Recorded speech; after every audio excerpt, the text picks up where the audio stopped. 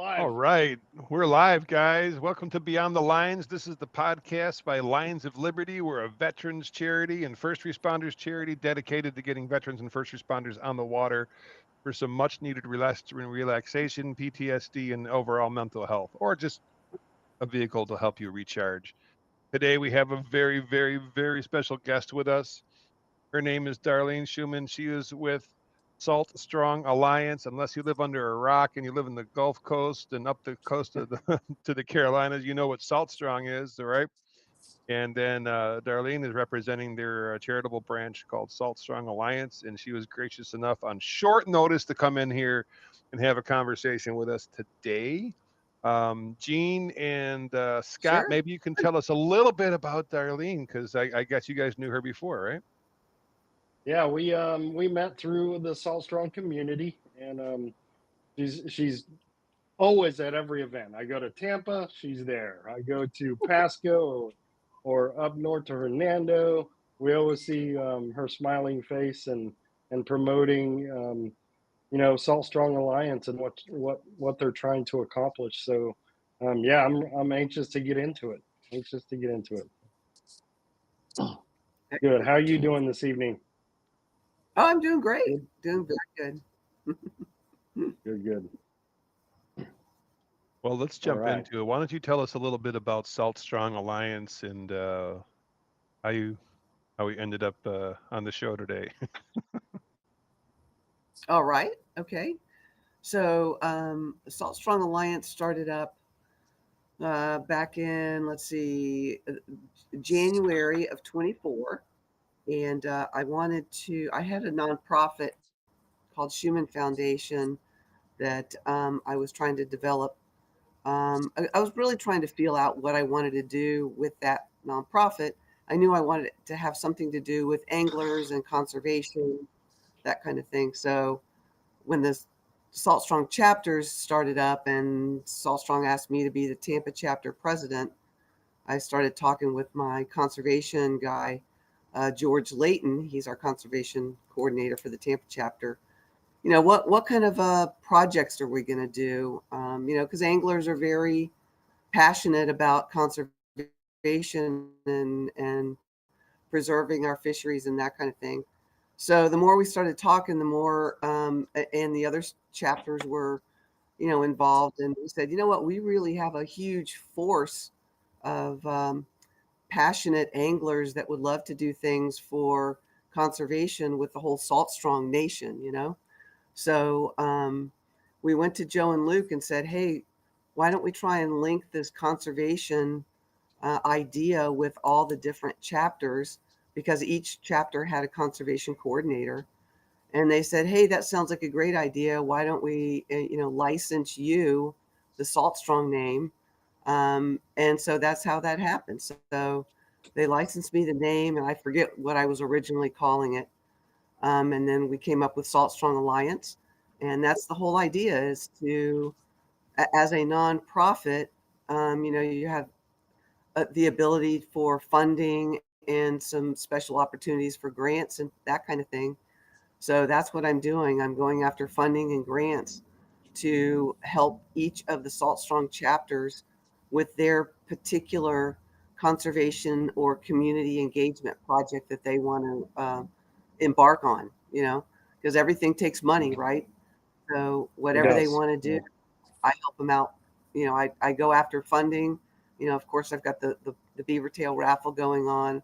We've gotten a couple grants from FedEx and some other folks, Tampa Bay Estuary Program.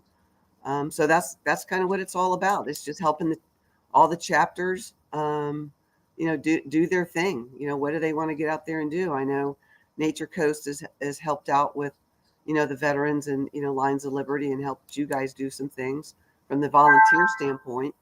And I really haven't been asked yet to help from the monetary standpoint, but that's always there. So that's kind of what it's all about. That's pretty cool. So let's back up just a little bit if we can. How do you get into fishing? Let's talk about, Yeah. Darlene, the outdoorsman, into fishing.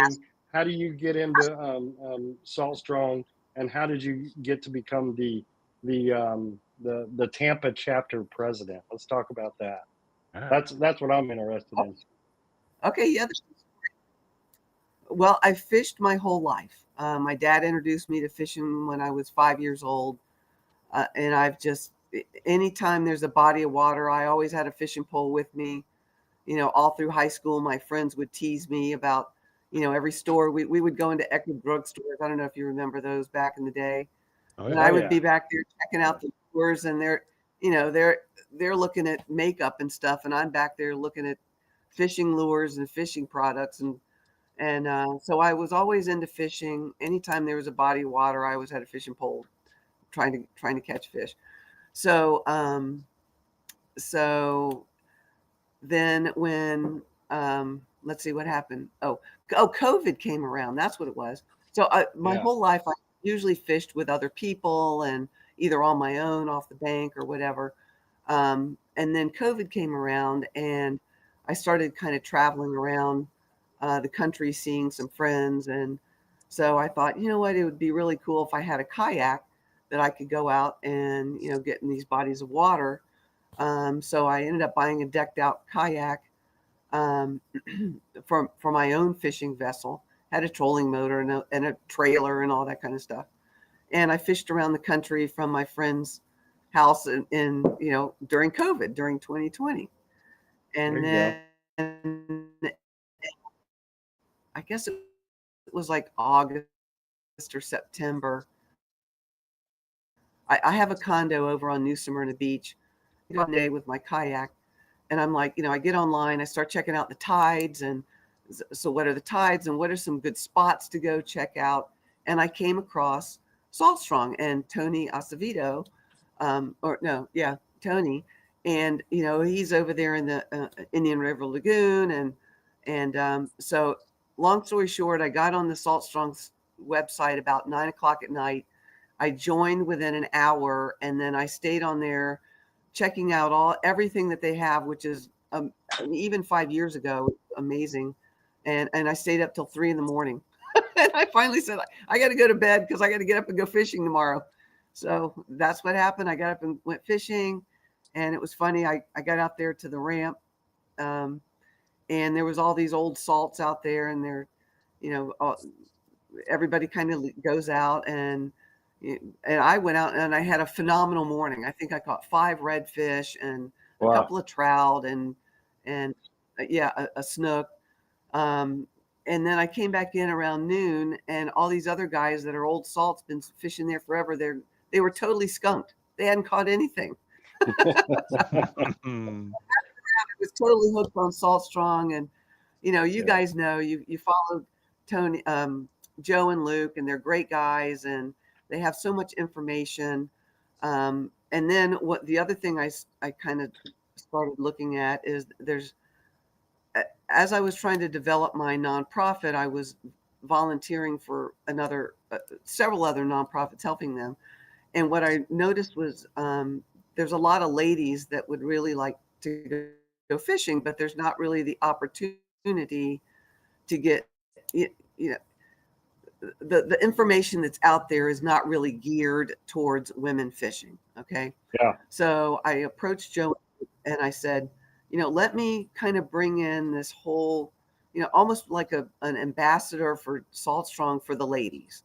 And Nice. and Luke said, hey, that sounds like a great idea.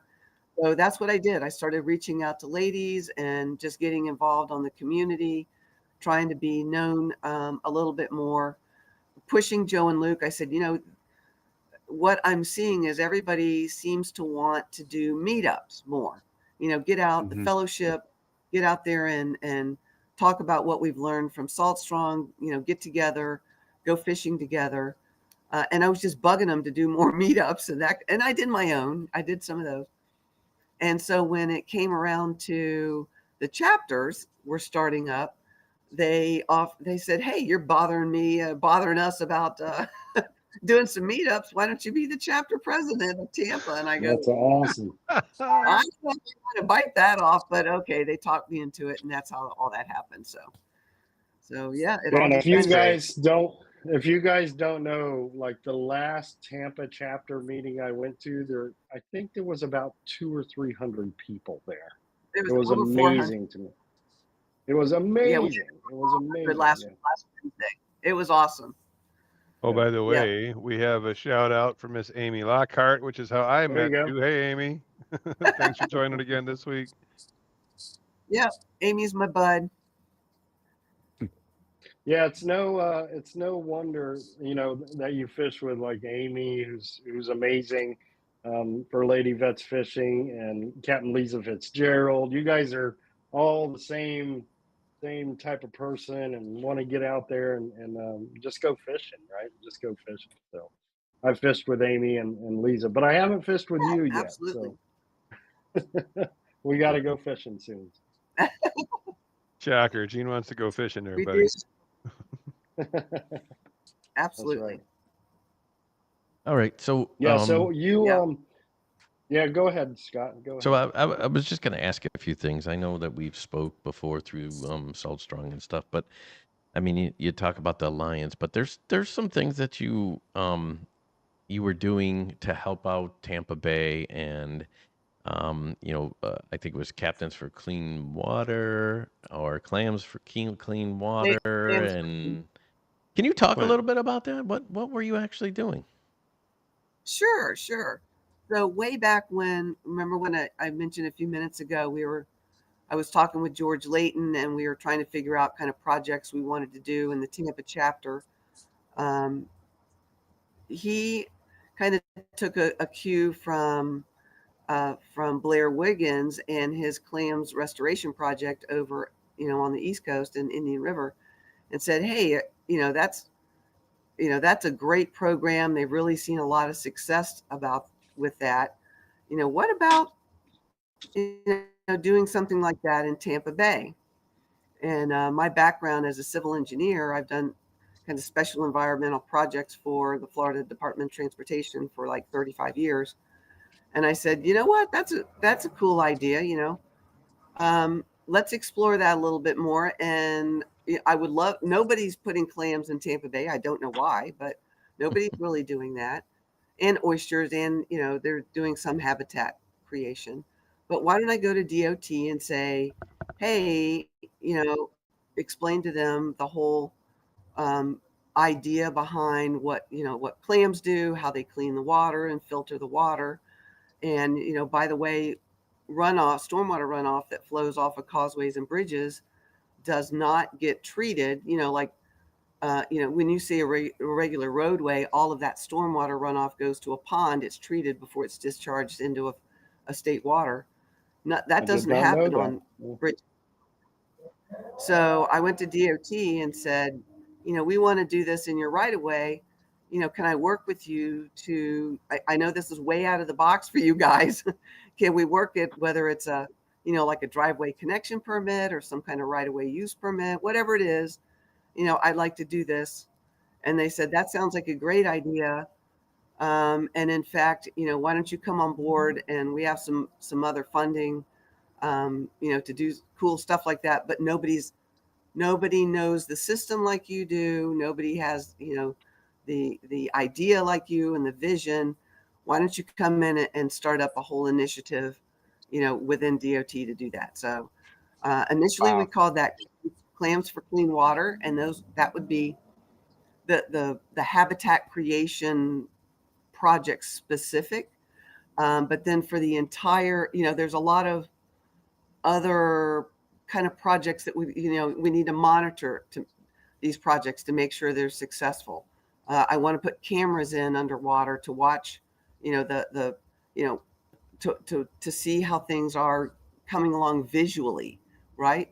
Yeah. Because once you put these projects in underwater, the public doesn't see it.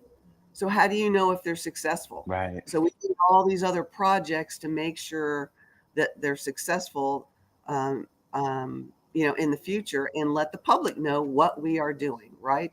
If you don't let Yeah. people know what you're doing, nobody knows what you're doing. So DOT is totally on board with all that. And so I came up with kind of a bigger overall initiative called Drive for Clean Water powered by the Florida Department of Transportation. So that's kind of the overall program that's I'm hoping will go statewide through all of the Florida Department of Transportation districts. Once we get started here, and this is called District 7 on the west coast of Florida. So I started talking to the south. That district is called District 1. That extends all the way down to the Keys on the west coast. And that district of DOT is also interested in starting a project. So it's getting out there. It's getting out there. Yeah, absolutely. So That's a lot great. of our listeners may not know why clams. I mean, what are the clams doing? What the So, pictures that we saw. Yeah. right. Let's talk about that. So clams can clean about 20 to 25 gallons of water per day. Okay. So oysters can clean 50 gallons of water per day. So if There you you go. put those two together in a system, which we're trying to do with our oyster catcher mats, that I think you had some photos of us creating those. Yeah, there we go. The potential for that is even it's and I don't have like the numbers, but with our first few projects that we're doing out on Courtney Campbell Causeway, just putting in not even an acre has the potential to clean like 500,000 gallons of water a day. That's amazing. It is absolutely amazing. It is amazing. So that's the potential that's out there. I Yeah, gotta Yeah, ask, see, how I do mean, you that- relocate clams? Like, they're not like a barnacle or even like an oyster where they like perma attach to Yeah. things. Clams move, So- right? They go. So how does that work? Clams dig down in the sand. Okay. So clams dig down in the sand. So you just had like this picture right here that you're showing that. See how that that concrete thing is kind of corrugated? It looks like it's corrugated. So the idea is the clams would have refuge underneath from the predators, right? And oysters need structure to attach to. So the oysters would attach to the top of those mats and grow. Okay. And so you place all of habitat. Wow. as habitat.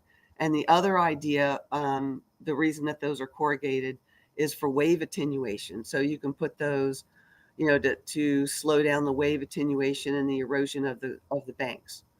So there's Very all kinds cool. of functional things going on here with those. And that's Now, our proprietary. Do you have numbers like before and after something like this has went into a specific area to show that there is being a difference being made in the water clarity and stuff like that? How do you know that? Well, we this is just fledgling at this point. We're but the idea is to monitor the waters prior to installation and putting them in, and then monitor the waters afterwards. My thing as an engineer, I want this to be very science-based. So there's partners out there that will, of course, partner with, and like Tampa Bay Estuary Program has a very detailed data system that monitors the water quality in Tampa Bay. So you can go to their website and see what the water quality is like. And I'll use our first project location to start talking about this. North of the Courtney Campbell Causeway in Old Tampa Bay, which has historically had some, relatively poor water quality due to nitrogen loading and, flow getting in and out. And, of course, some of the runoff from the roadway and the adjacent land bodies there. So that's where we are going to start off. The cool thing is Tampa Bay Estuary Program monitors that area, and we already have some existing water quality data to base our, future projects on. And, as far as a baseline and an increase from there. I mean, intuitively, if you do anything out there, it's going to make it better, right? But we need to prove that, and that's what I want to do. Yeah, if we don't have our water, I mean, just imagine the amount of tourism, the value on tourism that will go away if we don't have clean water to go fishing and clean estuaries to Absolutely. go wading. It's so important. A lot of people don't really realize that. It is, but anglers realize that more than anybody and Oh yeah. see it Yeah. than anybody. You know, we're out there fishing. You know exactly where the oysters are because that's where the fish are. That's where the water's cleanest. That's where, those game fish want to be. Always, redfish, snook, trout. That they're going to be around oyster bars and places where the water is, flowing through there because that's where it is the cleanest water. Absolutely. All Yeah, right, 10 now seconds, 10 this second last Facebook election. shout out. Wait. 10-second Yeah. Facebook shout out. Got to do hold the Okay. business. Jason Smith gave us a comment, says everything's looking and sounds great. Thank you, Jason. Teresa joined the cast. Thank you, Teresa. Michelle Denham joined. Thank you. And we have a question, or we have a comment from a James Stanley. I'm going to imagine that Darlene knows who that is because he says, I do. can't thank y'all enough for what y'all do. Question for you, Darlene. How hard do I need to work to achieve your level of awesomeness? Jamie helps me out with a whole lot of stuff. He is an awesome. He does a great job, and I appreciate him so much. It means a lot that so many people are joining tonight and saying hello, guys. So thank you. And as always, if you want to come Yeah. up and join the conversation, just drop it in the chat. I'm Sorry, having a hard time with this YouTube thing trying to find where the chat is. So I'm not seeing anything on YouTube yet. So. It's all good. Okay, It's all just good. let me go fishing. Yeah. Technology crap. But yeah, so are you having what are some of the major challenges you see moving forward, like near term? Yeah. Are there funding issues? Do you need more volunteers? And how do people help out if they want to help out? Where do they go? Yeah, they can help out. The biggest challenge I have right now is I'm only one person, and there's so many, I'm going to say tentacles out there to do all these good things, and so I kind of tend to get bogged down because I can't get around to doing everything that I want to get done. If I would love to have volunteers, we've had great the few workshops that we've done some cleanups. We've had great volunteers so far. If anybody wants to automatically, find out through the community, we post everything through that. If you're outside the Salt Strong membership and community, you can Y'all go having to fun? saltstrongalliance.com and soon we'll have like an event calendar there, and you can see what we're going to do with workshops and actually, creating more oyster catcher mats and putting these things out in the water. We're going to be working with Freedom Boat Club to do that. There's a lot of great. organizations that, I've reached out with that have a conservation element to them, like Freedom Boat Club, that want to help out. So, we have a really good volunteer base to do that. And Salt Strong members are key also. Yeah, I mean, there's we primarily put veterans on the water. Fishing is our primary thing right now, but there's no reason that we probably couldn't collaborate and get some volunteers and veterans out there helping the community with your efforts as well. I love that idea. So. Yeah, or Oyster. we could do an oyster catcher mat, workshop making these things. I mean, who doesn't like to play in concrete? Yeah. Getting your hands dirty. Your short video right now that we had last weekend, we made 20 of these oyster catcher mats that are going to be used with our mini grids. And Y'all having fun? Again, Causeway location. So those things are a lot of fun. Those are a lot of fun. And our partner, Archer Western, they're the contractors that are actually constructing the Howard Franklin Bridge right now. They jumped right in and are helping us with the construction aspect of it, helping us with the forms and that kind of thing. And their employees jumped right in and helped us. So yeah, it's been everybody's been really gung ho with it. It's going right along nicely. How do you get these large things out to water placement where they need to go? Like, do you have barges or boats, or you walk them out there? How do they get out there? All of not really a barge. They're pretty lightweight. I mean, they're made with a concrete and jute mat, and they probably only weigh 20 to 30 pounds a piece. Oh, wow. At Okay. that particular workshop last weekend, we were trying to make them on a form, separated by Visqueen, and being able to stack them up one on top of the other, so you can make, several of them off of one form. And there was some of those that worked pretty good. Some of them, we need to rethink maybe the concrete mix. I mean, it was our first one. It's a lessons learned kind of thing. But the idea is that they're pretty lightweight, and you can lift them up. And if, depending on the location, you either carry them out via shoreline, or, that's what Freedom Boat Club has volunteered to do. They can bring boats out, and we can load them up on their boats and deploy them that way out in the water. So it just is site specific, but they're pretty lightweight. Wow. So we Do you have have to- we go have ahead, some Mike. we have some questions. Chad spent some time looking into your alliance today. I wouldn't mind if he took the lead for a few minutes and asked some of his questions, because I was reading them. They're really good. And then I want to be able to jump into your current fundraiser, because I think it's pretty cool. Like, I know you're at the boat show and stuff, so let's get down that road. Hold on. I just got to satisfy my curiosity first. Yeah, So go ahead. now that I understand that they're so lightweight, how do you have to anchor them? Do you have what Yeah. what do you do to keep them from just like getting pushed away? Well, when we put them out there, the idea, I mean, we can put them out there without like oysters on top. We do pin them down. They have like a 10-inch stake that goes in at the Okay. corners. Will pin down, okay? But oysters will recruit and start growing on those things in about 2 weeks. So Wow. oysters Wow. grow, and as you know, they're pretty heavy.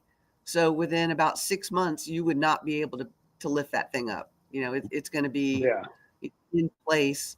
And I mean, that's exactly the first question that, like, the permitting agencies, the Army Corps of Engineers and DEP ask is, how are you going to keep these things in place during a storm event when you've got wave action and all that? Well, the idea is to get these in ideally in the springtime, so they've already got oysters and some weight on them, by the time the storm season comes around. Or if we need to deploy them later in the season, you can always fill oyster, bags full of oyster shells and put those on top, and that adds weight also. So Right, there's yeah. several. So Yeah. yeah, I got a follow-up question to that too. So I mean, you have to be very strategic on where you place them, because if anybody knows anything about oyster beds, they are sharp and they are not forgiving, and they will cut you open. I've stepped on them in bare feet. So how do you are these fields marked? How do you keep them? How do you the safety aspect of keeping them away from people cutting themselves up? How do you do It's all that? public beaches, right? Yeah. Right, like waiting. Yeah, and that was one of the first questions that DOT said was, if we're putting them out there around the boat ramp at on the Courtney Campbell Causeway, that's if you're familiar with that, on the west side of the boat ramp Mhm. there, Yeah. there's like a kayak launch, and they launch out jet skis, and people kind of, wander out there and wade out there, and I'm sure there's some fishing that goes out there too. So we don't plan on putting them in too close, but wherever we put them, they will be marked with signs. Nice. A conservation area. We're going to have to develop the wording, of course, but the kind of the same thing about warning people that this conservation area is there, and there are sharp oysters. You don't want to be walking around out there. The other thing that is is a little bit of a concern is, you don't want people harvesting Yeah, I your was wondering about that. so our signs will say something like, we want to deter people from, eating these oysters. So they'll say something like, eat at your own risk, oysters at work, or, cleaning the water, something like that. So we'll want to deter people from harvesting our clams and oysters that are out there. So there'll be all kinds of signage, warning people what's there. And, hopefully they're smart enough to know not to go walking around on oyster shells. Right. You could probably even get local government involved there to deem it a protected area that may help. And that stuff's all over the Keys. If you've been, boating down by the Keys, there's protected estuaries everywhere. You got to be careful, but you could probably get, local, state and local government involved with that as well. I mean, it's just a Oh thought. yeah, I'm sure FWC, I'm sure will have, lots of lingo that we can, put on signage accordingly. And DOT's, it's all, this is in their right of way, and they're totally on board with whatever we come up with. They're on board with all this. Amazing project. Wow. That's great. Yeah. Yeah, Chad, you had more questions, Chad? Well, I really, so I did a little bit of research right before tonight, and I saw on one of the videos that you had posted on your website, it talked about the Star Tournament, and kind of the transformation that it's gone through, going from uh, bringing in your dead fish for weigh-in, right, to a complete photo release type of tournament. I was just wondering if you could talk a little bit more about some of the other initiatives that have been big successes so far. Yeah. I mean, all of that, what you just said kind of started this whole thing last February. I helped out Lisa Fitzgerald at C.A. Richardson's tournament, like I said, in February. And she was the weighmaster. So the tournament, you would bring in redfish. Lisa, you would carry the live redfish over to Lisa. She would weigh it, measure it, and then we had a whole team that would take that live redfish over to CCA's tanks. I mean, they were, I don't know what, 400 or 500 gallon tanks on a flatbed truck. Oh, big. Yeah, put the fish in there. And then at the end of the tournament, at the end of the day, we took them all out and release them out into the wild. So that really got me thinking about, wow, is there really, kill tournaments anymore? Is that even a thing? So I think that's really kind of dying. I don't think that there is too many more of those. Most of them are catch, photo, release. I don't know how many there are about, what we did last year with the actually bringing your fish in live, and it has to be live or you're disqualified. All right. Yeah. That whole thing really is what fueled Lisa and I's relationship. And then the more we talked, the more we said we really have a lot of things in common. So that's when I said, well, I really want to participate in CCA's adopt a redfish program. That's what they call that. So we did that last April, I think it was. And then that's where Salt Strong Alliance purchased, the 7 redfish from CCA. And, I gifted those out to the West Coast chapters of Salt Strong. And we had representatives out there releasing all that. And so that's probably the video that you saw on the website there, where we're all releasing redfish with the CCA program. So, oh man, Captain Gene Hammond has us all hooked on the CCA Star Tournament, man. We are always looking for a tagged redfish, by kayak, by shore fishing, by boat. Oh my God, when that thing is going on, we're calling each other, checking in. Have you seen one yet? Where are we catching the redfish? It's amazing. It's been so much fun. Yeah, that's a great tournament.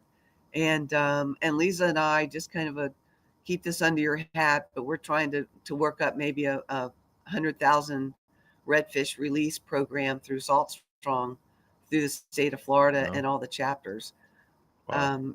Coming up in the next year. So we're going to try and see if we can work out something like that. But that would be that would just be so cool. That would be Try so to cool. keep it quiet on the World Wide Web for sure. Yeah, right. Right. We won't tell a soul. Right. That's what Yeah, I everybody's remember. talking about when we're out there, right?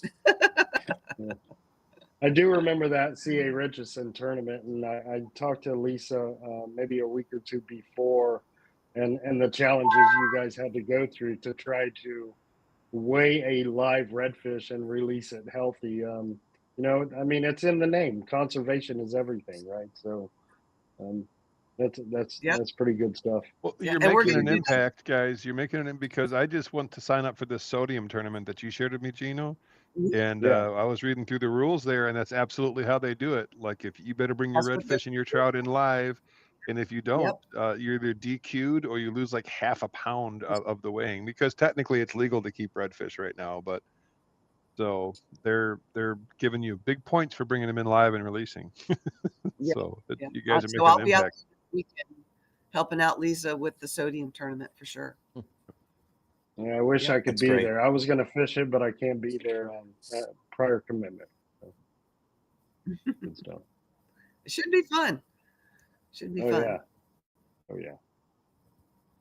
Get some more, How Chad. about you, Chad? I mean, I think we covered a lot of some of the initial questions.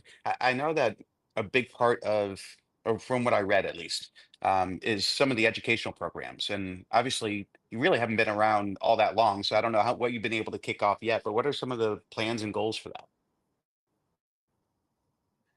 A lot of the educational portion of it is through the chapters and what they're doing.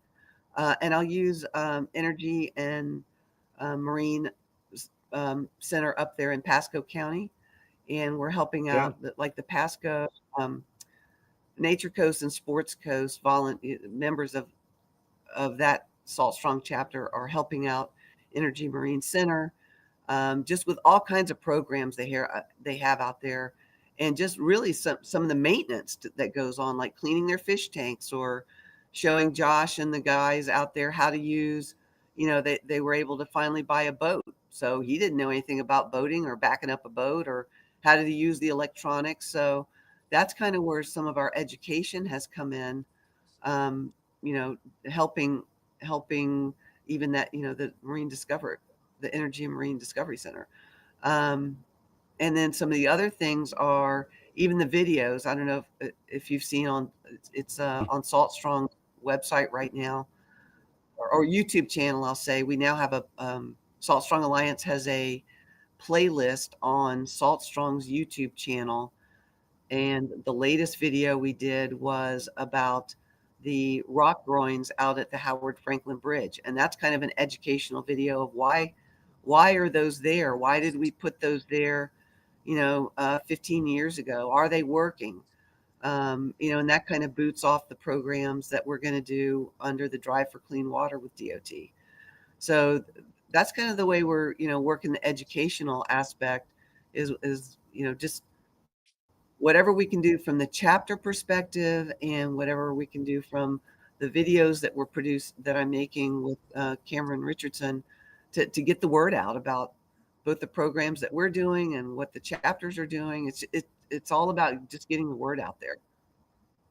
All right, you ready? I'm going to get you on this one now, because I know where you're at, right? You're down in Orlando, you're doing this thing, and Scott's got he's got your flyer up. Tell us what you're doing for a fundraiser right now, 'cause I think it's one of the coolest things, and why you're doing it. So yes, we have a micrograph skip. Y'all having fun? We're raffling that off right now. $100 a ticket, and all of that money that's raised from that, every single bit of it goes to healthy, you know, keeping our fisheries healthy. You know, there's a whole bunch of different aspects to that, whether it's, you know, the oyster catcher mask we were talking about, whether it's, you know, helping, you know, kids get out there, learning how to fish. You know, it is our one fundraiser that we have, because, I mean, this is kind of my thing. I don't really want to ask people to donate for donation's sake. just because we're doing 50. I want somebody to get something for their donation, right? So that's Y'all having what's better than the possibility of winning a boat, right? And the at this microdraft, kid. this particular one, you get to design it yourself. So it's your boat. You get to design it. You get to sit down with Captain Billy Henderson and design your own boat. So it's really a great opportunity to do that. And just knowing that all of that money goes right back out to helping the chapters do what they want to do with community engagement and conservation. And just 100% of that money goes right back out there. And What's the it's best way for someone to get a ticket? I you know. can go to Salt Strong Alliance. So they can buy them directly off Salt Strong You can Alliance? go to, yeah, you can, or you can Y'all go having to fun? Microdraft Skiffs and check out their bad boats and badass boats, and there's a link on their site as well. That's awesome. Very Yeah. cool. So there's Oh, hey, ways to- Amy just commented that when we were putting up the flyer for the microdraft skiff, that the audio is stopping, Scott. Seriously? Yep. Oh, Thanks, Amy. So whenever you do that, we don't have any. She's not hearing any Kind of audio. weird because I can see it going. Well, we'll get that posted Y'all on having all fun? of our socials for you too. And man, that's a heck of a. So how long is that raffle going to go on? it'll go on to the fall at least, and maybe a little bit longer, depending on the money collected. So yeah. I'm sure you did. Was that boat donated, or did you guys go out and purchase it and try to raise money for it? I mean, that's one of the hardest things being a nonprofit is getting in funding. It's so difficult sometimes, and you have to go through 100 no's to get maybe one or two yeses. So that's true. That is Yeah. true. So this particular boat, Captain Billy Henderson came to me through Cameron Richardson and said, I want to donate over $100,000 to conservation. What can we do? Can we do a boat raffle? And I said, absolutely. So I didn't have to purchase this. So the money that's raised will go. What he would like to do, and I'm just going to be completely honest with you on this. If the person comes in and designs the boat, what Captain Billy want is just to get his cost out of it. Whatever it's going to cost to build that boat for the winter is what he would like out of it. Whatever we raise, the rest of all of that money comes to Salt Strong Alliance. And the cool thing is I didn't have to lay out any money in the beginning to actually buy anything. So Right. it's an immediate fundraiser. Whatever funds we raise it is, goes directly to all our projects and programs. So that's really cool. Yeah. And I just can't say enough about Captain Billy and his boats are awesome. He's awesome. And what a great opportunity it was for us, just being, so young of an organization, for him to come to us and say that he would like to do that and help us out. So I just can't say enough about him.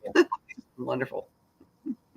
It's just amazing, and all things work together, right, guys? Like, don't sleep on this cause, right? It's clean waters, and using community like anglers to get involved is so smart because we care, right? We're passionate about being out in these fisheries.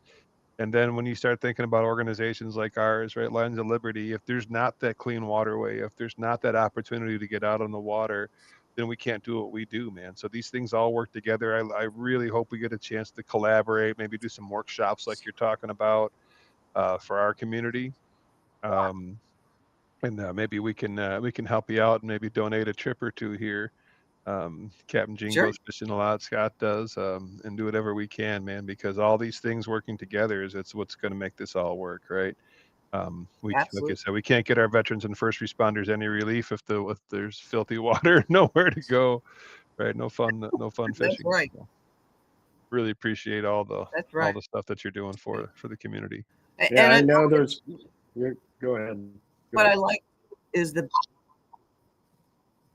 Oh, I was just gonna say, I love the back and forth with anglers. I often hear, hey, I was out at so and so place and the water was absolutely horrible. Why don't you consider a project out there? And so I surely appreciate that, because of what better opportunity do you have than asking anglers where the crappy water is and what needs help out there, or what shorelines are deteriorating. And we as anglers know those areas better than anybody else. You're not necessarily going to get Fish and Wildlife to go out there and do it. DOT is looking at the roadway itself. They don't have any idea what's going on. As long as their roadway is intact, and it's stabilized, they don't really know what's going on over there behind the mangroves at a culvert outfall or something like that. So I appreciate any feedback from anybody that says, we could really use a project over here in this area. So it's a great, resource to have anglers to helping us out. And are What's the you best still way at to the get boat you? show? Oh, sorry. Sorry, it's okay, Mike. I was Are just you going to still at follow the up on boat show? that and ask, ask what the best way to get that feedback to you is. Is it just off of your contact us page on the website, or is there a preferred way to get that kind of feedback to you? Yep. Well, you can, I think there's on the website, it's info@schumannfoundation.org, or my email address, direct email address is dschumann, SHUMAN, @schumannfoundation.org. So you Okay, great. can email me. That's the best way to do it. Just tell me I'm good. That's awesome. Let me know. So you were asking about the Ocala Boat Show. Okay. So I was up there yesterday in Mike Graff's booth. They had a booth up there yesterday, and just trying to spread the word about Salt Strong Alliance and what we're doing and the projects that we're working on. And so I left there and then went over to the CCA, the Star Banquet last night in Crystal River. So, and then came back to Tampa. So I'm not at the boat show today. Okay, I got you. Yeah, That's good very stuff. cool. I don't know. It sounds like you're very, very, very busy. Hope you still get a chance to do some fishing.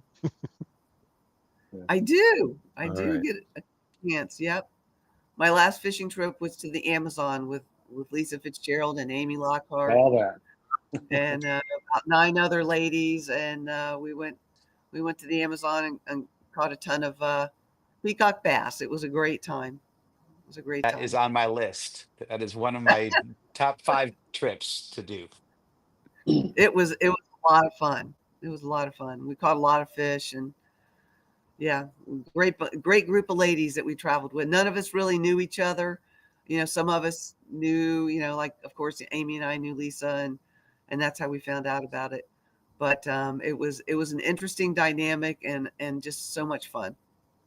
Yeah, I'm with a lady angler, so I feel like that trip could happen. But how did I could just imagine if I said I'm going on a guy's trip to the Amazon, how that's going to play out with the spouse, right? Oh, we're definitely going, Mike. Yeah. I got to take her though, man. She's in. Yeah, I've actually caught peacock bass in a Well, yeah. water retaining pond next to a shopping center in Miami. Right. Yeah. Not like these you haven't. Oh no, not like those. Yeah, you can get them out of those sewers in Yeah. Miami. Yeah. Yeah. Oh my Yeah. goodness. Those That's peacock good bass are stuff. pretty aggressive for sure. Yeah. Well, that's fan. I'm What really was that? glad. Was that live bait or artificials? How did you catch most of them? Got to be top waters. Oh, top waters, all artificial. But Yeah. yeah, Amy Lockhart All artificial. threw top water 6 days in a row. I don't know. She must have thrown that thing. I don't know. I don't know how many times. How many times did you throw that? But she was at it. She was at it, and ended up catching a ton of fish on top water, and then we caught a lot of fish on like bucktail jigs. Mhm. Okay.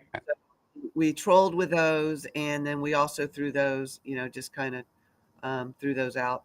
But that was the majority, at least what I caught them on. I think what Amy caught them on too. And then there was also a suspended swim bait that I used a couple times and caught some fish on.